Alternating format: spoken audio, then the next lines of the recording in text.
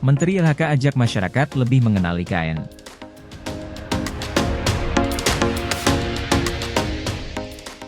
Menteri Lingkungan Hidup dan Kehutanan, LHK, Siti Nurbaya mengajak masyarakat Indonesia untuk lebih mengenal Ibu Kota Nusantara, IKN, di Sepaku, Penajam Pasir Utara, Kalimantan Timur, Kaltim.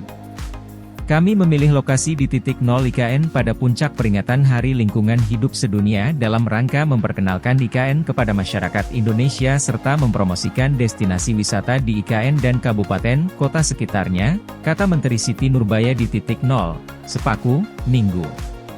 Menteri LHK menjelaskan Presiden RI, Menteri, dan jajaran otorita IKN telah bekerja keras untuk mengaktualisasikan Ibu Kota Nusantara ini. Untuk penyelenggaraan pemerintahan yang baru di IKN, ada 3 hal yang penting, ucapnya. Pertama, pemerintahan itu sendiri yang menyangkut urusan, kewenangan, prosedur, tata kelola. Kedua, proses pembangunan yang sedang terus dikejar. Ketiga, pembinaan kemasyarakatan. Pada bagian ketiga ini kita lakukan hal-hal yang positif dan kita sedang terus-menerus melembagakan apa itu IKN, mengajak orang mengenal IKN. Salah satunya yaitu goes atau bersepeda road to IKN, kata Menteri Siti Nurbaya. Ia menyampaikan selamat kepada seluruh peserta yang telah menyelesaikan 2 etapa Fun Bike Road to IKN dan menyematkan medali kepada 10 finisher terbaik, dan memberikan hadiah berupa sepeda bambu kepada 7 peserta termuda.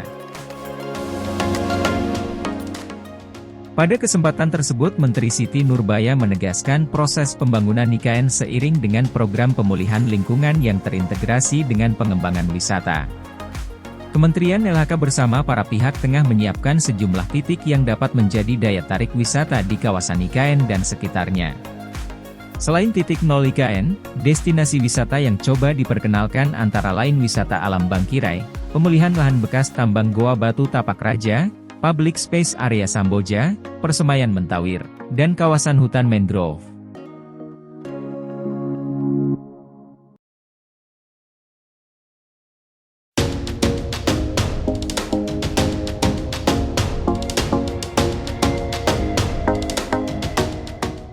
Kunjungi IKN, Menpan-RB pastikan perpindahan 11.000 ASN sesuai rencana. Menteri Pendayagunaan Aparatur Negara dan Reformasi Birokrasi, PAN-RB, Abdullah Azwar Anas mengunjungi lokasi pembangunan Ibu Kota Negara, IKN, Nusantara di Kalimantan Timur hari ini. Peninjauan ini merupakan salah satu rangkaian kegiatan Menteri PAN-RB di Kaltim. Sebelumnya, Anas bertemu dengan ASN Pemkab Penajam Pasir Utara yang sebagian wilayahnya akan menjadi Ibu Kota baru negara. Progres pembangunan IKN Nusantara berjalan baik dan luar biasa. Tentunya ini diharapkan dapat menunjang target pemerintah untuk pemindahan ibu kota serta kepindahan ASN, TNI, Polri tahap awal pada 2024 nanti, kata Anas dalam keterangan tertulis, Sabtu, 10 Juni 2023. Seperti diketahui, pemerintah akan membangun berbagai sarana di IKN antara lain, sarana olahraga, lahan hijau, apartemen, danau, dan lainnya. Ada pula dukungan untuk sekolah dan fasilitas rumah sakit. Hal ini bertujuan agar semua orang yang ada di IKN, termasuk ASN, bisa bekerja dengan nyaman dan optimal. Anas menilai skema pemindahan ASN telah disiapkan pemerintah sebaik mungkin. Tahap pertama, atau pada 2024, akan ada 16.990 orang yang dipindahkan, terdiri atas 11.274 ASN dari 40 kementerian dan lembaga, serta TNI, Polri sebanyak 5.716 personil. Pada kesempatan ini, Anas juga mendorong percepatan terbentuknya Mal Pelayanan Publik, MPP, di IKN Nusantara. Ia mengatakan pembentukan MPP perlu dilakukan untuk mempermudah pelayanan publik pada masyarakat. Kementerian PAN-RB terus mendorong dan siap membantu agar pelayanan publik mudah, cepat, dan efisien dengan pengintegrasian layanan publik melalui MPP. Kami berharap secepatnya MPP dapat hadir khususnya MPP digital di IKN, tambahnya. Lebih lanjut, Anas mengungkapkan pengintegrasian layanan melalui digitalisasi merupakan salah satu fokus Presiden Joko Widodo guna mewujudkan sistem pemerintahan berbasis elektronik, SPB. Nanti IKN menjadi contoh bagaimana semua layanan terdigitalisasi, ungkap Anas. Sementara itu, Deputi Bidang Pengendalian Pembangunan Otorita Ibu Kota Nusantara Thomas Umbupati Tena Bolodadi menjelaskan progres pembangunan IKN saat ini sudah mencapai 29,27%. Dalam proses pembentukan IKN, terdapat 4 tahap, 4P, yaitu persiapan, pembangunan, pemindahan dan penyelenggaraan pemerintahan. Penyelenggaraan pemerintahan tahun depan dan setelah berpindahnya ibu kota dari Jakarta ke Penajam Pasir Utara melalui Kepres. Kami hari ini sementara menggagas bagaimana pembagian wilayah untuk pemerintahan termasuk kami lagi menggagas untuk memperkuat peran otorita, ucap Thomas.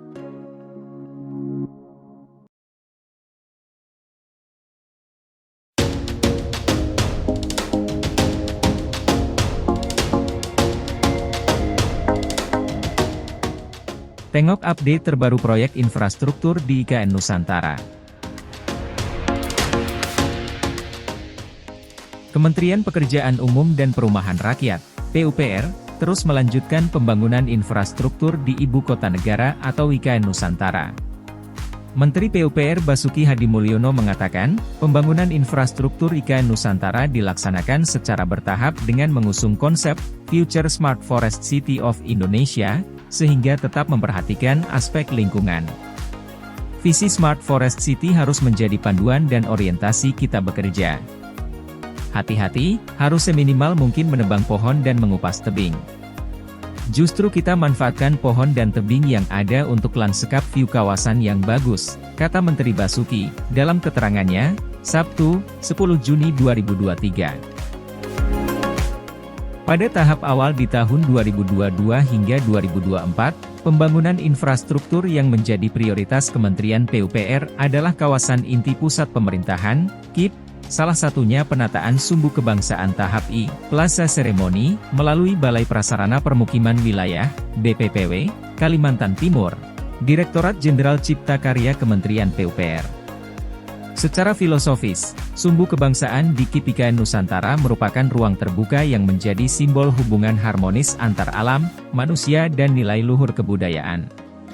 Rencananya, Sumbu Kebangsaan ini secara imaginer akan menghubungkan Istana Presiden hingga Mangrove Eco Park melalui serial ruang terbuka, mulai dari Plaza Seremoni, Plaza Sipil, Bukit Bendera, Plaza Bhinneka, Science and Tech Park, Plaza Adi Budaya, Plaza Pertunjukan hingga Plaza Demokrasi.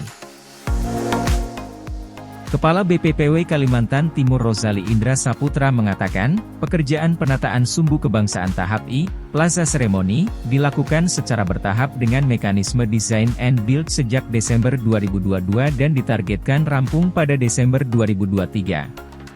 Penataan Sumbu Kebangsaan tahap I konstruksinya dilaksanakan oleh PT Brantas Abipraya, Persero, dengan konsultan manajemen konstruksinya oleh PT Viramakarya, Persero, KSO PT Laras Sembada, dengan nilai kontrak sebesar Rp365,8 miliar, kata Indra. Penataan Sumbu Kebangsaan tahap I terbagi menjadi beberapa zona yaitu Zona 1 yang meliputi wetland bagian utara dan Gedung Visitor Center.